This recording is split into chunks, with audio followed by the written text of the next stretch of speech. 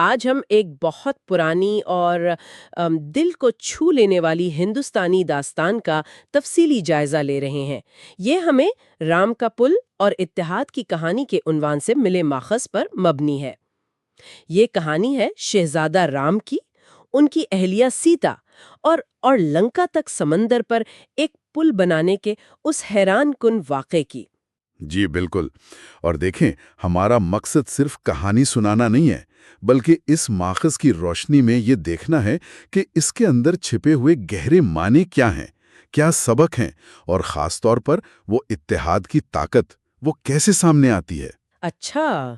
ہم دیکھیں گے کہ کیسے مختلف کردار اپنی اپنی صلاحیتوں کے ساتھ ایک بڑے مقصد کے لیے اکٹھے ہوئے، ایک چیلنج جو ناممکن لگتا تھا اس کا سامنا کیا، اور اس پورے سفر سے کیا سیکھا۔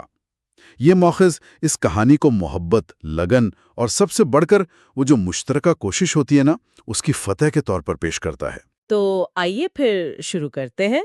کہانی کا آغاز ایودھیا کے شہزادے رام سے ہوتا ہے۔ ماخذ انہیں ایک مثالی حکمران، بہت بہادر جنگجو اور انتہائی نیک انسان کے طور پہ پیش کرتا ہے۔ ان کی شخصیت میں ایک خاص قسم کی کشش اور انصاف پسندی ہے۔ جی، اور ان کی اہلیہ سیتا ہیں، جن کی خوبصورتی اور پاکیزگی کا ذکر ماخذ میں پھولوں اور روشنی سے تشبیہ دے کر کیا گیا ہے۔ یوں سمجھیں کہ ان کی زندگی ایودھیا میں کافی پرسکون گزر رہی تھی، محبت بھری۔ لیکن ظاہر ہے بڑی کہانیوں میں سکون زیادہ دیر نہیں رہتا۔ بالکل، جیسا کہ اکثر عظیم داستانوں میں ہوتا ہے۔ تو کہانی میں تناؤ تب پیدا ہوتا ہے جب لنکا کا طاقتور بادشاہ راون سامنے آتا ہے۔ ماخذ راون کی طاقت اور اس کی ہیبت کو بتانے کے لیے وہ 10 سر اور 20 ہاتھوں کا ذکر کرتا ہے، جو شاید اس کی غیر معمولی صلاحیتوں اور ہو سکتا ہے اس کے تکبر کی بھی علامت ہوں۔ 10 سر 20 ہاتھ، واقعی ایک ہیبت ناک تصویر کشی ہے۔ جی، اور وہ سیتا کو دھوکے سے اغوا کر لیتا ہے اور انہیں سمندر پار اپنے جزیرے لنکا میں سونے کے محل میں قید کر دیتا ہے۔ یہ اغوا آپ کہہ سکتے ہیں کہانی کا مرکزی مسئلہ بن جاتا ہے۔ یہ واقعہ تو رام کے لیے یقیناً ایک بہت بڑا صدمہ رہا ہوگا۔ بالکل، ماخذ بتاتا ہے کہ وہ غمزدہ ضرور ہوئے، لیکن ان کا عزم وہ نہیں ٹوٹا۔ انہوں نے فوراً سیتا کو واپس لانے کا فیصلہ کیا، اور اس مشکل ترین مشن میں ان کا ساتھ دینے کے لیے ہنومان آگے آتے ہیں۔ ہنومان، جی، ان کا کردار تو بہت اہم ہے اس کہانی میں۔ بہت زیادہ۔ ہنومان کو بندروں کی طاقتور وانر سینا کا سردار بتایا گیا ہے۔ وہ صرف جسمانی طور پر ہی طاقتور نہیں ہے، تحریر کہتی ہے وہ پہاڑ اٹھا سکتے تھے، ایک چھلانگ میں سمندر پار کر سکتے تھے، بلکہ وہ وفاداری اور عقل مندی کا بھی نمونہ تھے۔ تو صرف طاقت نہیں بلکہ عقل اور وفاداری بھی۔ جی ہاں، ہنومان کا کردار یہاں بہت اہم ہے۔ وہ صرف ایک جنگجو نہیں، بلکہ ایک آپ کہہ لیں سفارتکار بھی ہیں، حوصلہ بڑھانے والے رہنما بھی۔ وہ رام کو یقین دلاتے ہیں کہ سیتا کو بازیاب کرایا جائے گا۔ وہ اپنی پوری وانر سینا یعنی ہزاروں بندروں اور ریچھوں کی فوج کو رام کے مقصد کے لیے جمع کرتے ہیں۔ ہزاروں کی فوج؟ اور ماخذ اس بات پر زور دیتا ہے کہ یہ فوج صرف حکم کی پابند نہیں تھی، بلکہ ان کے دل میں رام کے لیے گہری محبت اور احترام تھا۔ وہ ان کے لیے لڑنے پر پوری طرح تیار تھے۔ اور یہاں سے کہانی ایک انتہائی دلچسپ موڑ لیتی ہے نا؟ وہ سمندر والا حصہ۔ بالکل، رام اپنے بھائی لکشمن، ہنومان اور یہ لاکھوں کی وانر سینا لنکا کی طرف بڑھتے ہوئے جنوبی ہندوستان کے ساحل پر پہنچتے ہیں، لیکن سامنے ایک وسیع، گہرا اور بفرا ہوا سمندر۔ لنکا ایک جزیرہ ہے، وہاں تک کوئی زمینی راستہ نہیں ہے۔ تو مطلب ایک ایسی قدرتی رکاوٹ جو بالکل ناقابل عبور نظر آتی ہوگی۔ لیکن بیچ میں یہ لامتناہی سمندر ہے۔ ماخذ میں ذکر ہے کہ رام نے سمندر دیوتا ورون سے راستہ مانگا، پوجا کی، لیکن سمندر ٹس سے مس نہ ہوا۔ اوہ! یہ وہ لمحہ ہے جہاں قیادت کا اصل امتحان ہوتا ہے، جب لگتا ہے کہ سارے راستے بند ہیں، نا امیدی چھانے لگتی ہے۔ ایسے میں کیا ہوا؟ فوج کا حوصلہ تو یقیناً پست ہو رہا ہوگا۔ یقیناً، لیکن یہیں پر وہ اجتماعی دانش اور ہمت کام آتی ہے۔ ماخذ بتاتا ہے کہ جب رام کچھ مایوس تھے تو ہنومان اور دوسرے سینئر رہنماؤں نے ایک بہت جرأت مندانہ، تقریباً ناقابل یقین تجویز پیش کی۔ انہوں نے کہا، ہم اپنا راستہ خود بنائیں گے، ہم سمندر پر پل تعمیر کریں گے۔ کیا؟ سمندر پر پل؟ یہ خیالی کتنا عجیب لگتا ہے۔ دیوانگی لگتا ہے نا، خاص طور پر ایک ایسی فوج کے ساتھ جس میں انجینئرز تو تھے نہیں، زیادہ تر بندر اور ریچھ تھے۔ جی ہاں، لیکن یہی تو اس کہانی کا نقطہ عروج ہے۔ رام نے اس تجویز کو نہ صرف قبول کیا بلکہ اس میں پوری توانائی سے شامل ہونے کا اعلان کیا۔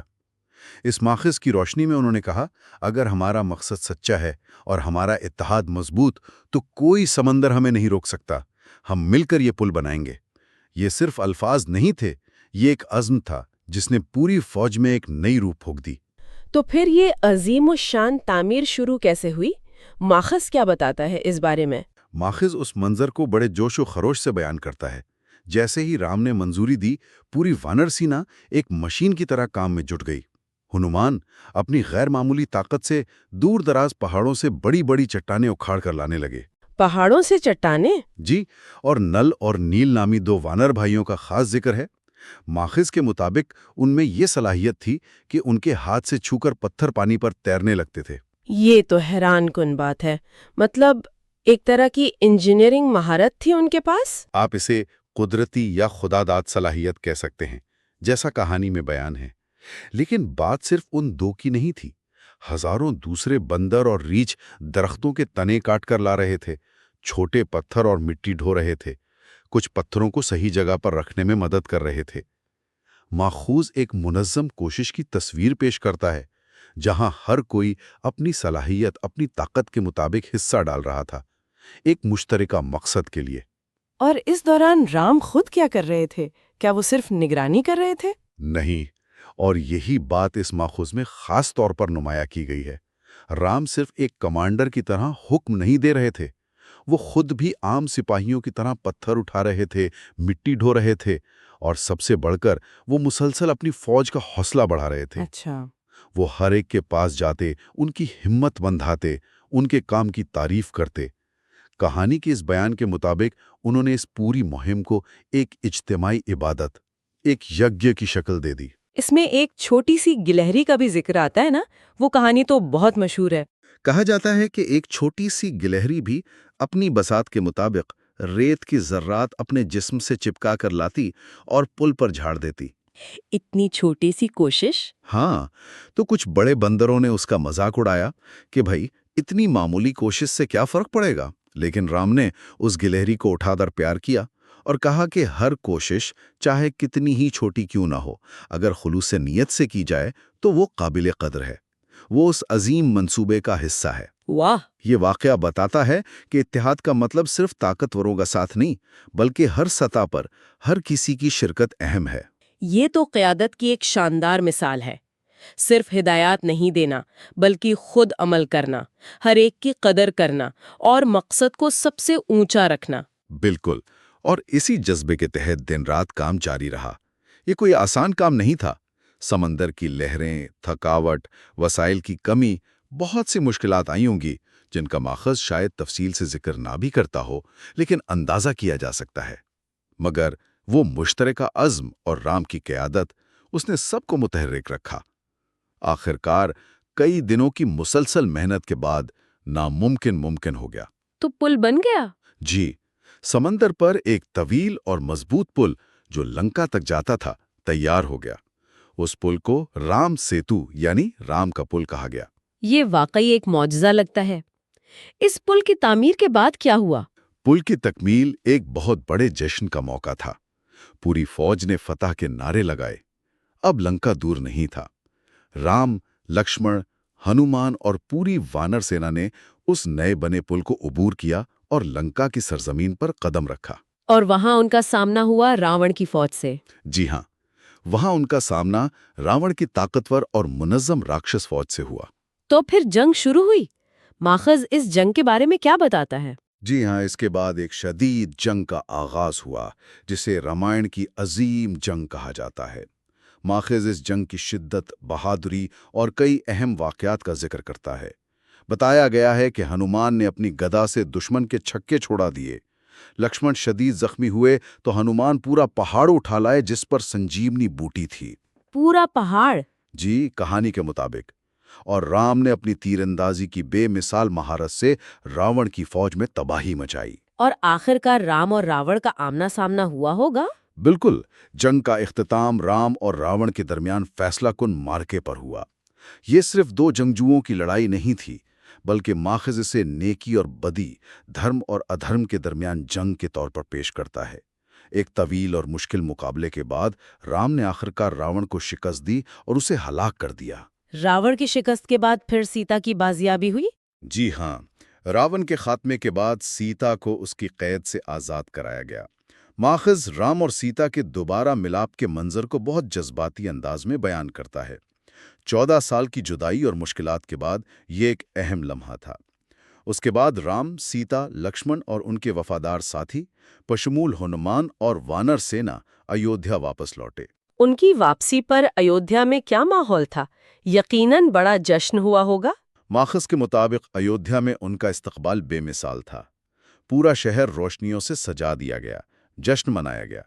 یہ واقعہ آج بھی دیوالی کے تہوار کی بنیاد مانا جاتا ہے۔ رام کی واپسی اور ان کی تخت نشینی کے ساتھ ہی ایک نئے دور کا آغاز ہوا، جسے رام راجیہ کہا جاتا ہے، جو انصاف، خوشحالی اور امن کی علامت سمجھا جاتا ہے۔ تو اس پوری داستان، اس تفصیلی جائزے سے، خاص طور پر رام کا پل والے حصے سے ہمیں کیا اہم ترین سبق ملتے ہیں، جیسا کہ یہ ماخذ انہیں پیش کرتا ہے؟ دیکھیں، اس ماخذ کی روشنی میں سب سے بڑا اور واضح سبق تو ہے اتحاد کی طاقت۔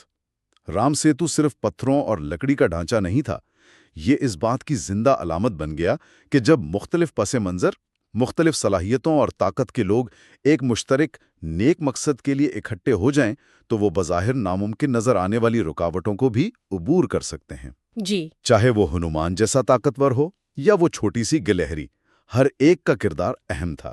یہ بات بہت اہم ہے کہ قیادت کا کردار کیسا تھا۔ رام نے جس طرح خود حصہ لیا، حوصلہ افزائی کی اور سب کو ساتھ لے کر چلے، وہ بھی کلیدی تھا۔ یقیناً، قیادت صرف حکم چلانے کا نام نہیں۔ ماخوذ رام کو ایک ایسے رہنما کے طور پر دکھاتا ہے جو اپنی ٹیم پر یقین رکھتا ہے، ان کی صلاحیتوں کو نکھارتا ہے اور خود مثال قائم کرتا ہے۔ دوسرا اہم سبق ہے لگن اور استقامت کا۔ پل بنانے میں بے شمار مشکلیں آئیں، لیکن فوج نے ہمت نہیں ہاری، مسلسل محنت کرتی رہی۔ یہ ہمیں سکھاتا ہے کہ عظیم مقاصد کے لیے صبر اور مسلسل کوشش چاہیے۔ بنی اور فوج کی رام سے محبت اور عقیدت، اس نے انہیں یہ کارنامہ انجام دینے کی طاقت دی۔ بالکل، محبت، چاہے وہ ذاتی ہو یا کسی اجتماعی مقصد کے لیے، ایک زبردست قوت محرکہ ثابت ہو سکتی ہے۔ ماخذ یہ بھی بتاتا ہے کہ یہ پل صرف جسمانی فاصلے کو مٹانے والا نہیں تھا، بلکہ یہ انصاف کے حصول اور بلائی پر اچھائی کی فتح کا ذریعہ بھی بنا۔ اس لحاظ سے یہ امید کی بھی ایک علامت ہے۔ یہ کہانی ہزاروں سال سے سنائی جا رہی ہے۔ اس کی یہ جو لازوال مقبولیت ہے، شاید اسی لیے ہے کہ اس کے سبق آج بھی اتنے ہی متعلقہ ہیں۔ درست کہا آپ نے۔ یہ صرف ایک قدیم میتھولوجیکل نیریٹو نہیں ہے، اس میں آج کے انسان اور معاشرے کے لیے بھی گہرے پیغامات ہیں۔ اجتماعی کوشش کی طاقت، قیادت کی اہمیت، مشکلات میں ثابت قدمی اور چھوٹے سے چھوٹے فرد کی شراکت کی قدر، یہ وہ اصول ہیں جو کسی بھی دور میں کسی بھی معاشرے کی ترقی اور کامیابی کے لیے ضروری ہیں۔ تو یہ جائزہ ہمیں صرف ماضی کی ایک کہانی نہیں سناتا، بلکہ حال اور مستقبل کے لیے بھی غور و فکر کی دعوت دیتا ہے۔ یقیناً، اور اگر ہم اس ماخذ کے مرکزی خیال کو آج کے تناظر میں دیکھیں تو یہ ہمیں ایک سوال سوچنے پر مجبور کرتا ہے۔ آج کی دنیا میں ہمارے درمیان کون سے سمندر حائل ہیں؟ وہ کون سی بڑی سماجی، معاشی، سیاسی یا ماحولیاتی خلیجیں ہیں جنہیں پاٹنے کے لیے ہمیں رام سیتو جیسے پل تعمیر کرنے کی ضرورت ہے؟ کن چیلنجز کا مقابلہ کرنے کے لیے ہمیں اسی طرح کے اتحاد، لگن اور مشترکہ عزم کی ضرورت ہے جو رام، ہنومان اور وانر سینا نے دکھایا تھا؟